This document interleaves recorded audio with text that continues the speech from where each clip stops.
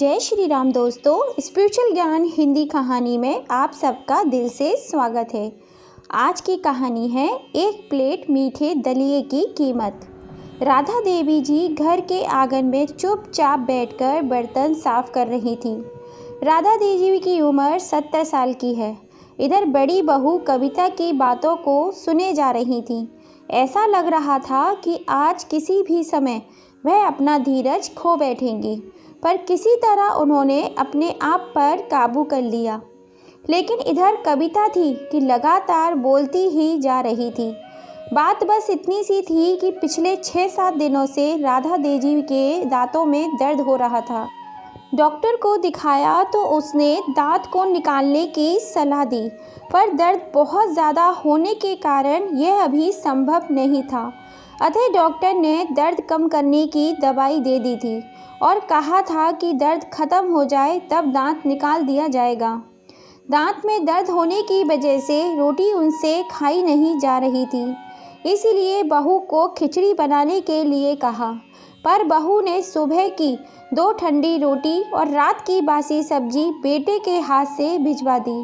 राधा देवी जी के दांतों में इतना दर्द था कि रोटी चबाने में उन्हें बहुत मुश्किल हो रही थी, और ऊपर से सुबह की ठंडी कड़क रोटी। उन्होंने रोटी देखकर थाली को हाथ तक नहीं लगाया, और अब बहू कविता ज़ोर ज़ोर से चिल्लाकर बोल रही थी, जब खाना नहीं होता है तो पहले ही क्यों नहीं बता दिया करो। कितना भी करो इनके लिए नखरे हैं कि ख़त्म ही नहीं होते। अरे शुक्र मनाओ, कम से कम यह रोटी तो मिल रही है आपको खाने के लिए, वरना कोई मुफ्त में एक गिलास पानी भी नहीं पिलाता। कविता यह बात समझने के लिए तैयार ही नहीं थी कि दांत दर्द की वजह से राधा देवी जी रोटी चबाने में असमर्थ थी, और गुस्से में थाली उठाकर बाहर चली गई। राधा देवी जी ने एक गहरी सांस ली और अपनी पड़ोस की सहेली के संग सत्संग के लिए निकल गई। आज उनका दिल बहुत ही उदास था। मंदिर की सीढ़ियों पर बैठे बैठे अपने स्वर्गवासी पति को याद करने लगी। अपनी सहेली से बातें करते करते अपने अतीत की यादों में चली गई। उनके पति एक बैंक में मैनेजर थे। उनके 2 बेटे हैं, योगेश और आलोक। दोनों ही बच्चे पढ़ने में अच्छे हैं। राधा देवी जी ज़्यादा पढ़ी लिखी तो नहीं थी, लेकिन उन्होंने अपने दोनों बच्चों को बहुत ही अच्छी परवरिश दी थी और अपने पति के संग अपनी गृह गृहस्थी को संचालन करती थी। रिश्ते कैसे निभाए जाते हैं ये राधा देवी जी ने अपने पति से सीखा। महीने के अंत में उनके पति पूरी पगार लाकर उनके हाथ में रख देते थे और खुद निश्चित हो जाते थे। घर के मामलों में वे कभी भी नहीं बोलते थे, पर राधा देवी जी को जब भी उनके पति की सलाह की ज़रूरत होती थी तो वह हरदम उनके साथ होते थे। समय के साथ उनकी उन्नति होती गई और बच्चे भी अच्छी शिक्षा प्राप्त कर चुके थे।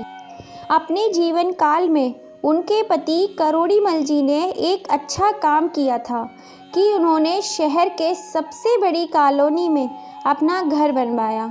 करोड़ीमल जी बैंक में जॉब करते थे, इसलिए उन्हें लोन भी आसानी से मिल गया, और उन्होंने अपनी पत्नी के सपने को पूरा करने के लिए वह घर बनवाया था। पहले मकान 1 मंजिला था। जब बच्चे बड़े हो गए तो उन्होंने 1 मंजिला और बनवा दिया। एक एक करके उनके दोनों बेटों की शादी भी हो गई और दोनों बच्चों के 2-2 बच्चे भी हो गए थे। अब राधा देवी जी और उनके पति अपने छोटे बेटे के साथ नीचे ग्राउंड फ्लोर पर रहते थे। आलोक पहली मंजिल पर रहता था। घर में रसोई भी दोनों बेटों की अलग अलग ही थी। बस 30 त्योहार वाले दिन सब एक जगह इकट्ठे होकर ही त्योहार मनाते थे। मुंह से तो कोई कुछ नहीं कहता था, मगर आलोक की पत्नी को बहुत ही तकलीफ़ होती थी। यह सारे काम मुझे ही करने पड़ते हैं, बस बड़े भाई भाभी तो हाथ हिलाते हुए चले आते हैं। उधर बड़े भाई भाभी का कहना था कि रसोई तो तुम्हारी ही है, तो जिम्मेदारी भी तुम्हारी ही है।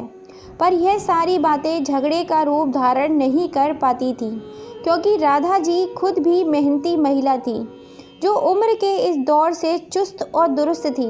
सारे दिन कुछ न कुछ करते रहना उनकी आदत थी। इसी कारण काम को लेकर बहुएं भी उन पर निर्भर थीं।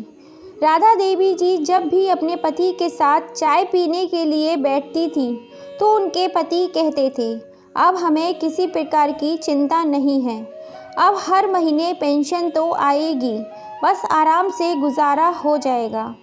जवानी में जो सपने मैं तुम्हारे पूरे नहीं कर पाया मैं अब पूरे करूँगा। राधा जी बोली, आपने तो मेरी सारी इच्छाएं पूरी की हैं। आप जैसा पति पाकर तो मैं धन्य हो गई। धीरे धीरे समय व्यतीत होने लगा। एक दिन उनके पति की अचानक सीने में तेज दर्द होने की वजह से मृत्यु हो गई। राधा जी तो जैसे ही दुनिया ही उजड़ गई थी। अब होनी को कौन टाल सकता था। उनके पति ने उतनी मेहनत से इस मकान को बनवाया। अब इस मकान में दरार आनी शुरू हो गई थी। हालात इतने बदल गए थे कि 30 त्योहारों के समय एक दूसरे को बधाई देने में भी सबको कष्ट होने लगा। अब सब अपनी अपनी गृहस्थी में मस्त हो गए।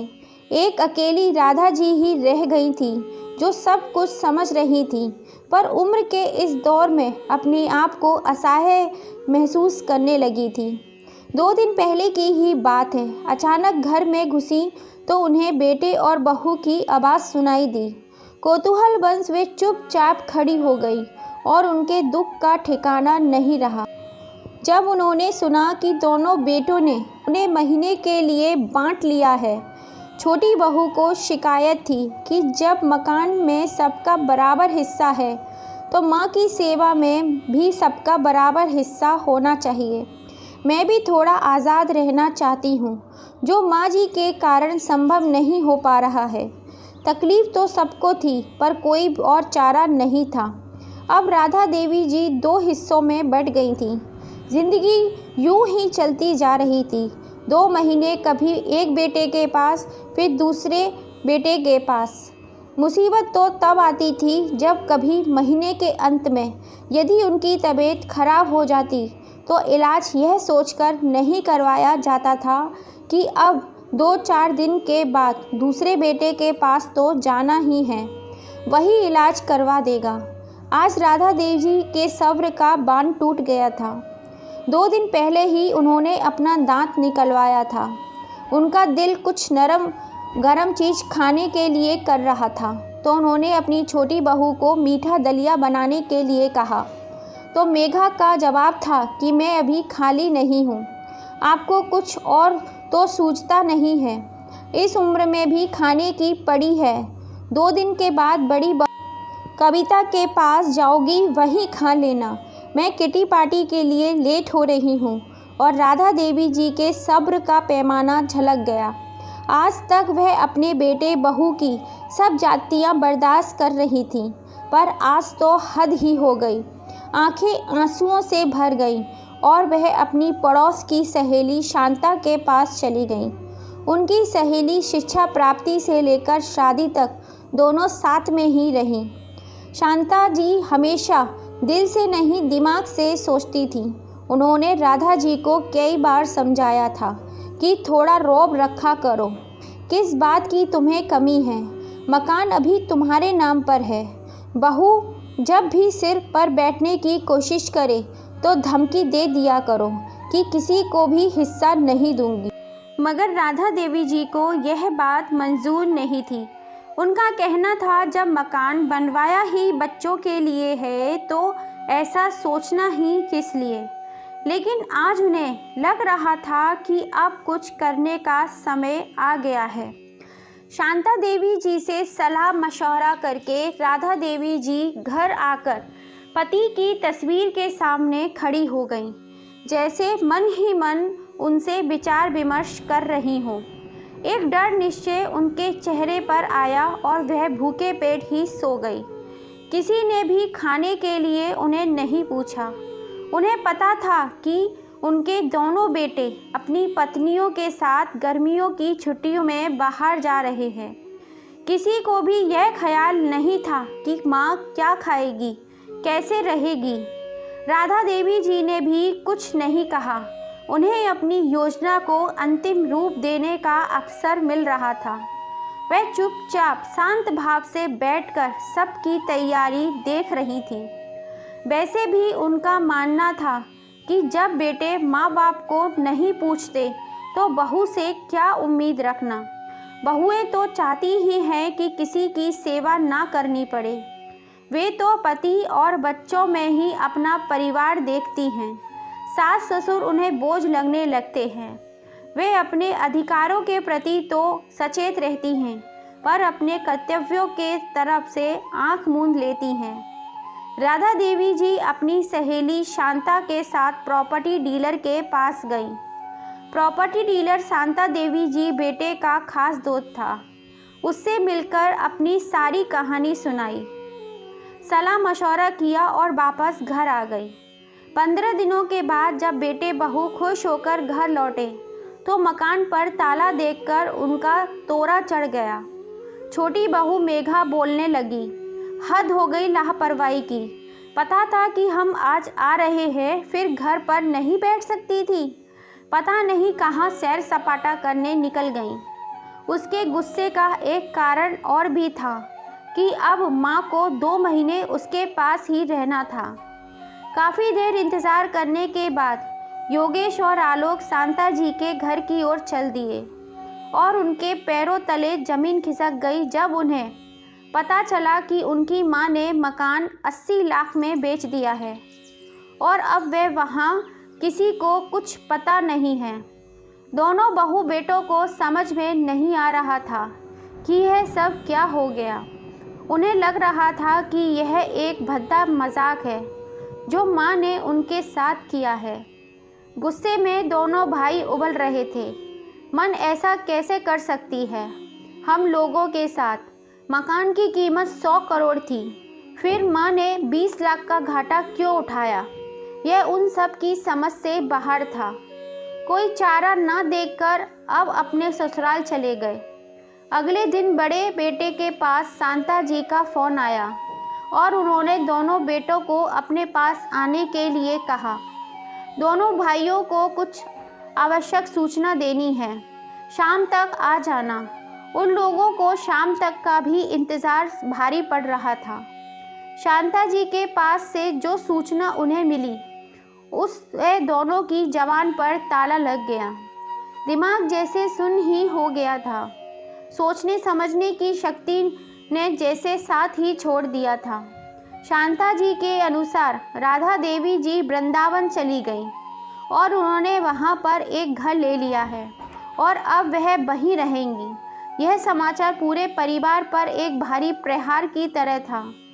बहुत अनुग्रह विनय करने पर शांता जी से वह माँ का पता प्राप्त कर सके और वृंदावन की ओर उड़ चले। माँ जी, यह कदम उनकी समझ से बाहर था। वृंदावन पहुंचकर माँ को देखकर एक और झटका लगा। माँ बहुत ही खुश और स्वस्थ लग रही थी। बेटे और बहू को देख उनके चेहरे पर मुस्कान आ गई। खुशी मन से उन सब का स्वागत किया और सुंदर कहकर किसी को आवाज़ दी। आवाज़ सुनते ही एक लड़का सामने खड़ा हो गया। सबने बड़े ही आश्चर्य से उसे देखा। राधा देवी जी ने सबकी नज़रों को नज़रअंदाज किया और सुंदर को 4 प्लेट गर्मा गर्म मीठा दलिया लाने को कहा। इसी बीच राधा देवी जी सबसे बच्चों की कुशलता के बारे में जानने की कोशिश कर रही थी। दोनों बेटे एक दूसरे की तरफ देख रहे थे कि कौन पहल करे, पर किसी की हिम्मत नहीं हो पा रही थी कुछ भी पूछने की। इतने में सुंदर एक ट्रे में 4 बाउल लेकर आ गया और सबको एक एक बाउल पकड़ा दिया। चारों में से किसी ने भी बाउल को हाथ तक नहीं लगाया। किसी को बोलते ना देखकर राधा जी ने कमान अपने हाथ में ले ली और बोलने लगी, तुम सबको हैरानी हो रही होगी और गुस्सा भी आ रहा होगा कि माँ को यह क्या सनक सवार हो गई, लेकिन कारण भी तुम ही लोग हो। मैं और तुम्हारे बाबूजी ने तुम लोगों को कभी भी किसी प्रकार की कमी नहीं आने दी। तुम्हारे बाबूजी की तनख्वाह से कितनी कुशलता से घर को चलाया, यह बात तो मुझे सबको बताने की ज़रूरत नहीं है। और आज मुझे यह कहने में कोई भी शर्म नहीं है। तुम्हारे बाबूजी ने अपने छोटी सी इनकम में तुम सबको पढ़ाया लिखाया, मेरी खुशी के लिए यह घर भी बनाया। अपने पिता के जाते ही तुमने अपनी माँ को 2 हिस्सों में बांट दिया, पर चलो कोई बात नहीं, कम से कम 2 वक्त की रोटी तो शांति से दे सकते थे, पर वह भी नहीं हो पाया तुमसे। घूमने फिरने, पार्लर और किटी पार्टी में जाने के लिए सभी के पास वक्त था, पर मेरी 2 रोटियां भी तुम सब पर भारी पड़ रही थीं। तुम सभी को अच्छी तरह से मालूम था कि मैं जिसके पास भी रहती थी अपने पति की पेंशन वहीं पर खर्च करती थी, लेकिन मेरी दवाई के लिए भी किसी के पास पैसे नहीं होते थे। तुम सबको अपने अधिकार पता थे, पर इस बूढ़ी माँ के प्रति तुम्हारे कुछ कर्तव्य भी हैं। यह बात तुम में से किसी को भी याद नहीं रही।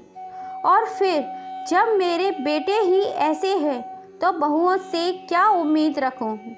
कहते कहते राधा देवी जी का गला रुध गया। दोनों बेटे और बहुएं नजरें झुकाकर बैठे रहे। राधा देवी जी ने दोबारा बोलना शुरू किया। मेरा यह फैसला तुम्हें नहीं पसंद आया होगा, यह मैं जानती हूँ, पर इसके जिम्मेदार भी तुम लोग ही हो। तुम्हें पता चल गया होगा कि मैंने मकान बेच दिया है, 20 लाख के घाटे में बेचा है, पर मुझे इसका कोई मलाल नहीं है। 5-5 लाख मैंने अपने पोते पोतियों के नाम से फिक्स डिपॉजिट कर दिए हैं, जो उनके बड़े होने पर उन्हें ही मिल जाएंगे।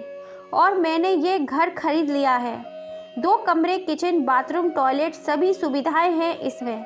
और जो कमी थी वह मैंने जुटा ली है। मैंने इसके लिए आश्रम को 15 लाख दे दिए हैं। मेरे मरने के बाद यह घर आश्रम की संपत्ति हो जाएगा। अभी अभी जिस लड़के को तुमने देखा वह एक अनाथ लड़का है, जो अब मेरे साथ ही रहता है। मैंने एक स्कूल में उसका नाम लिखवा दिया है, पढ़ना भी है और मेरी सेवा भी करेगा। 2 लाख मैंने उसके नाम पर भी जमा कर दिए हैं। बाकी जो बचा, कितना बचा उसका हिसाब तुम लोग लगा लो। और बाकी का पैसा मैंने बैंक में जमा कर दिया है। बैंक से जो भी इंटरेस्ट आएगा और मेरे पति की पेंशन से मेरा और सुंदर का खर्चा आराम से चल जाएगा। अब तुम लोगों को मेरी तरफ से पूरी तरह आज़ादी है, जैसे चाहो वैसे रहो। यह सब कहकर राधा देवी जी चुप हो गई और आराम से कुर्सी पर बैठकर अपनी आंखें बंद कर ली। दोनों बेटे और बहू को समझ नहीं आ रहा था कि माँ की इन बातों पर अपनी क्या प्रतिक्रिया प्रकट करें, और सामने पड़ी मीठे दलिए की प्लेट को देखकर छोटी बहू सोच रही थी कि एक प्लेट दलिए की कितनी बड़ी कीमत सबको चुकानी पड़ी। तो दोस्तों, आपको ये कहानी कैसी लगी? क्या राधा देवी जी ने अपने बच्चों को सबक सिखाने के लिए जो किया वो सही था या गलत? अपनी राय हमें कमेंट करके ज़रूर बताना। आपके प्यारे से कमेंट का हमें इंतज़ार रहेगा। फिर मिलेंगे ऐसी ही किसी कहानी के संग। जय श्री राम दोस्तों। फिर से आप सभी का दिल से धन्यवाद।